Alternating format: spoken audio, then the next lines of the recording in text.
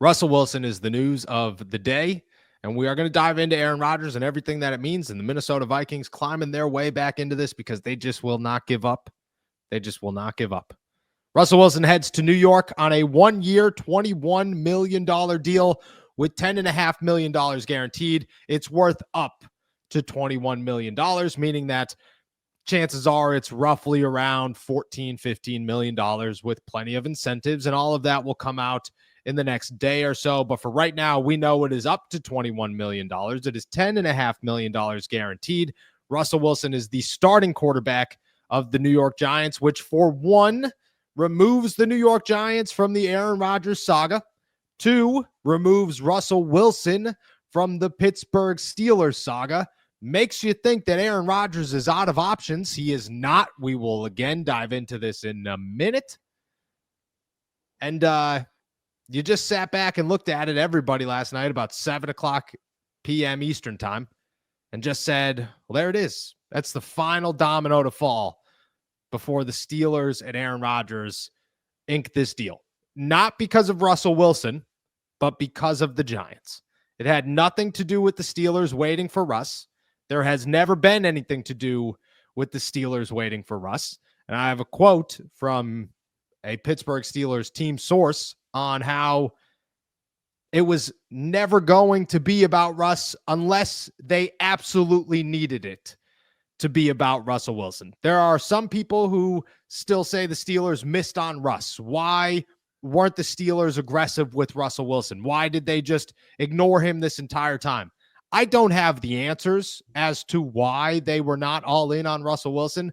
What I do know is that at no point during this offseason have the Pittsburgh Steelers genuinely considered Russell Wilson their go-to option, or an option that they believed was actually going to happen. They viewed him the entire time, and you could go back 2 months ago at this point where we reported the news on this show saying Justin Fields was their top guy, was going to be their guy in 2025. What happened? Justin Fields became their guy in 2025. Aaron Rodgers and that nonsense begins. And the entire time, everybody's asking, what about Russ? What about Russ? What about Russ? And I continued to tell you, I can continue to tell everybody, Russ is there, but he is on the back burner of the back burner. He's pretty much in the back of the shelf, waiting for his opportunity, but there are many quarterback options in front of him. I don't know exactly how many. What I do know is this. This is a quote that I got this morning to really lament what the Pittsburgh Steelers and Russell Wilson looked like during this offseason. Quote, heading into the offseason, Russell Wilson was an option for us. We were well aware of that. But as I told you, if Russell Wilson would have been our quarterback in 2025, other scenarios that we valued higher would have had to not come to fruition. That comes from a Pittsburgh Steelers team source to All Steelers Talk and Steelers on SI as of this morning, just to make sure that anybody who was sitting around thinking Russ left and the Steelers missed out understood that the Steelers were not actively approaching Russ and were never actively approaching Russ. They looked at it and said, Justin's our guy. Rodgers is our guy. If nothing else works out, maybe Mason's our guy. But at that point, maybe we have a conversation with Russell Wilson. This is not a Russ left and the Steelers are screwed scenario. It might turn into that, but the Steelers at no time have viewed this as losing Russell Wilson is a loss. Losing Justin Fields was a loss. Maybe losing Aaron Rodgers is a bit of a loss. Russ was never part of that equation for Pittsburgh. You saw the news last night. I mean, me and you have been well aware of everything that's been going on in the Pittsburgh Steelers and where they stand when it comes to Russell Wilson. So it's not as if this is a big giant slap in the face to the Pittsburgh Steelers like maybe Justin going to New York was. This is, well, Russ is off the board. What were your reactions last night? What are your reactions now that things have settled? I was a little surprised.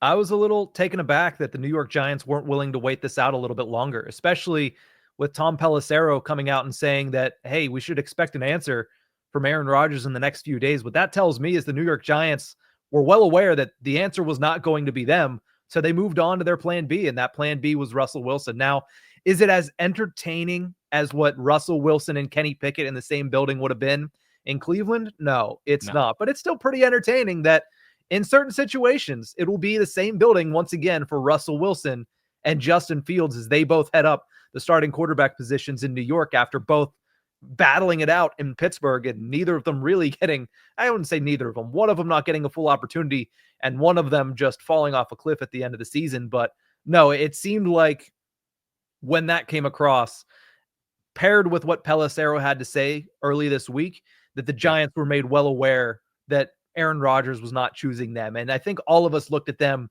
as option number 3, even behind a Vikings team that up until today had been all out of the situation. I think that it makes sense that they knew it wasn't going to happen, so they moved on to their next option. Yeah, I think it says 2 things. One, that they, like you said, knew they were out of the loop when it came to Aaron Rodgers, that wasn't going to happen. And 2, I think they got some insight somewhere that the Browns are into Shedeur Sanders, that they're feeling confident about that. And they just said, all right, Jackson Dart ain't that good. You know, he ain't 4 good or 3 good. Where do they pick 3, I believe? And we got to go with Russell Wilson. And we got to feel good about Russell Wilson as our starting quarterback. Plus, they got Jameis and you know, Tommy Cutlets back there, and they can make something work. As for the Steelers, they look at it and just say, all right, did you know how many people we were going to consider before Russell Wilson?